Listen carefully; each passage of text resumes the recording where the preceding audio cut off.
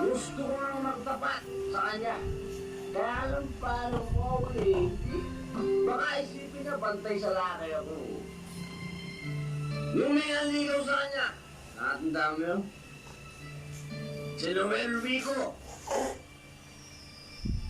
Di ba sabi sa kanya nun, I love you. Nagalit ako nun, di ba? Pero hindi totoong galit yun. Ang totoo nun, nagseselos ako. Gusto ko akong masasabi nun. Yung I love you, kaya lang nahila ako sabihin dahil kasi I love you. Wow, wow. O di sabihin mo, pwede mo naman sabihin sa akin sa Tagalog eh. Bakit nandito ka? Pumasok ka muna. Pasok. Sa aming barong-barong.